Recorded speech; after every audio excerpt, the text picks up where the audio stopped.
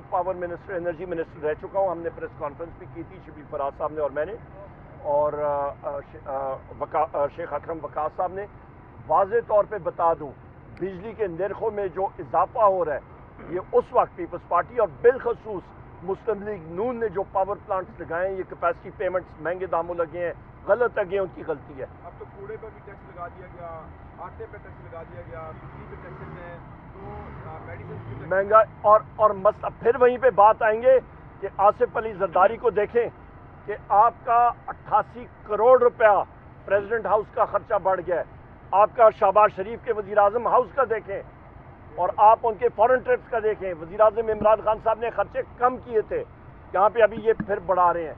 अवाम के ऊपर टैक्सेस और बोझ और अपने लिए मज़े, ये फ़र्क होता है। और सब ये बताइएगा, इमरान खान साहब ने कहा था कि वो इस्टेब्लिशमेंट से बात करने को तैयार है, वो अपना नुमाइंदा मुकर्रर करें। आज आप लोगों की सीनियर लीडरशिप की मुलाकात हुई है, तो पॉलिसी लाइन दी गई है कि आखिर इन मुज़ाकरात को आगे किस तरह बढ़ाएंगे आप लोग? नहीं, ऐसी कोई बात आज हमारी ऐसा नहीं हुई है। वो वज़ीर आज़म इमरान खान साहब ने वाज़ेह किया हुआ है। सबसे पहली बात, इसी मुकाम पे पिछले जुमेरात के दिन भी बात हुई, मैंने प्रेस कॉन्फ्रेंस भी की थी, हमारे साथियों ने, कैसर साहब मेरे साथ हैं, बाकी साथी थे। वाज़ेह तौर पे ये है कि पाकिस्तान तहरीक इंसाफ मुल्क की सबसे मकबूल तरीन पार्टी है। वज़ीर आज़म इमरान खान साहब मकबूल तरीन लीडर हैं। 90% अवाम पाकिस्तान तहरीक इंसाफ के साथ खड़ी है। फ़ौज अवाम में से होती है।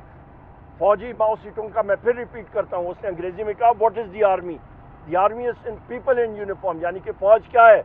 आप अवाम को वर्दी पहना दें तो वो आपकी फ़ौज है। तो लिहाजा फ़ौज के दरमियान और अवाम के दरमियान मुस्लिम लीग नून ये लोग अपना फासला बढ़ा रहे हैं। वजह क्योंकि उन्होंने, उनके मकासद जो है वो करप्शन है। उन्होंने अपने NRO लेके ये लोग आए हैं। नवाज शरीफ को देखे, जब तक जस्टिस बंजाल थे वो मुल्क में वापस नहीं आया। जिस वक्त चीफ जस्टिस चेंज हुए, काजी फैज ईसा आए, तो वो मुल्क में आए, NRO लेके आए ना, अपने केसेस ख़त्म करके आए। ये फ़र्क है। आप लोग एक तरफ जलसे कर रहे हैं, जारी बात है, आपने कहा इमरान खान समेत तमाम असीरान के लिए, रिहाई के लिए हम आवाज़ उठाएंगे। आपकी जो सब क़यादत इस वक्त जेलों से बाहर है, उनके ऊपर सबसे बड़ा इल्ज़ाम ये होता है कि आप लोग इक़्तिदार में हैं, अपोजिशन लीडर हैं, एक स्टेटस एंजॉय करें, लेकिन आप लोग इमरान खान के लिए कुछ नहीं कर सके, उनकी रिहाई के लिए कुछ नहीं कर सके। कोई ऐसे इक़दाम, कोई ऐसी बातचीत, कोई ऐसा कानूनी तौर पर कोई लाए अमल नहीं है कि मतलब? देखें जी, ये बड़ा आसान है। यहाँ पे आप लोग खड़े हैं, ये अडयाला जेल की दीवारें हैं। या तो आप कहें कि जी लोग रॉकेट लॉन्चर लेके तो यहाँ पे हल्ला बोलें, जेल पे निकाल के ले जाएं, वो तो दूसरी बात है।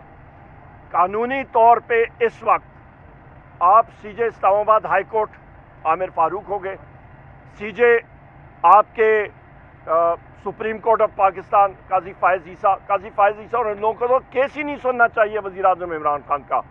उनकी अहलिया जो हैं सनीना साहिबा, उन्होंने वज़ीर आज़म इमरान खान साहब और आपके पाकिस्तान तहरीक इंसाफ के ख़िलाफ़ आर्टिकल्स लिखे, बयानात दिए, उनको उस प्रोसेस में नहीं होना चाहिए।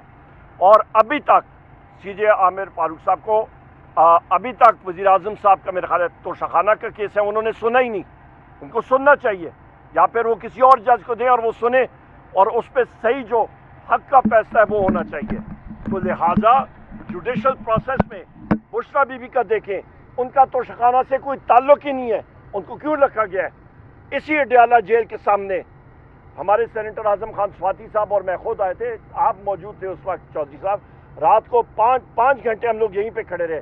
क्या पता लगा दूसरे गेट पे आपकी नायब की टीम आई, हाजिरी डाल के वो लोग चले गए, उन्होंने फिर अरेस्ट कर दिया। ये रुपकार हमारे हाथों में थे। हमारे वकील को, इंतज़ार पंजोता साहब को अडयाला जेल की एडमिनिस्ट्रेशन ने, और यहाँ के अंदर एक कर्नल और मेजर है, उन्होंने वहाँ पे उनको यरगमाल बनाया हुआ था। ये कोई इंसानियत है? तो लिहाजा जस्टिस सिस्टम को, उनको ये चाहिए कि सही किस्म का जस्टिस करें। अभी हमारे जो साथी हैं अडयाला जेल में और बाकी जगहों में, उनको रखा हुआ है, अभी भी फैसला महफूज हुआ है। हमारे सोशल मीडिया टीम के लोग हैं, रऊफ हसन साहब है, रऊफ हसन साहब ज़ईफ़ुल उमर शख्स हैं, उनको CDD के तहवील में मतलब वहाँ पे रखा हुआ है। क्यों?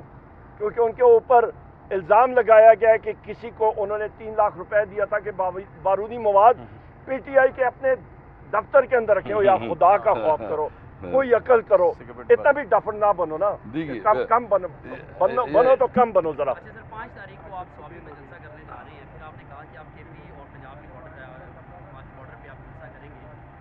آپ کے کارکنان جو ان کی گرفتاریوں کا دوبارہ سے سلسلہ جو ہے وہ شروع کر دیا گیا ہے, آگے آپ کی اتنی بڑی تعداد میں کارکن جو ہے وہ جیلوں میں ہیں, آپ اپیل بھی کر رہے ہیں کہ ہمارا جو ایک مینڈیٹ واپس کیا جائے, کارکنان کی رہائی جو تھوڑی اس کو یقینی بنایا جائے. تو ایک مرتبہ پھر سے کارکنان کے خلاف کریک ڈاؤن شروع کر دیا گیا, تو کیا نہ صرف کارکنان, لیڈرشپ کے خلاف, میرے خلاف خود میرے خلاف وارنٹ گرفتاری ہیں. پچھلے دن ہمارے ایم این اے حاجی امتیاز صاحب کو اندازہ لگائیں, ان کو پہلے انٹیلیجنس ایجنٹ, ابھی میں نام لوں گا تو پھر میں نام لینے سے مجھے کوئی نہیں ہے, پر آپ خود اس کو وہ سینسر کرنا شروع ہو جائیں گے, تو میں انٹیلیجنس ایجنسیز میں کہہ دوں گا. انٹیلیجنس ایجنسیز کے لوگوں نے ٹکر ماری, وہ اپنی والدہ کی عیادت کے لیے جا رہے تھے, ٹکر مار کے ان کو وہاں پہ انہوں نے نکالا اور سی ٹی ڈی کے پاس اپنا اینٹی کرپشن کے پاس رکھا. یہ سارے ہمارے یہ حافظ فرد صاحب موجود ہیں, ان کے خلاف اس کے پرچے اینٹی کرپشن کے ساروں کے خلاف ہیں.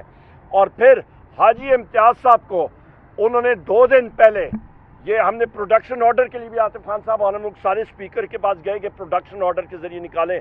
اگلے دن ہی انٹیلیجنس ایجنسیز کے یا کسی بھی لوگوں نے جا کے وہاں پہ جناب یہ کارروائی ڈال دی کہ پولیس کی تحویل سے ان کو اغوا کر کے نکال کے تو غائب کر کے کہ جی ان کے ساتھیوں نے فائرنگ کی. یہ کوئی عقل والی بات ہے؟ کوئی آدمی مانتا ہے اس چیز کو؟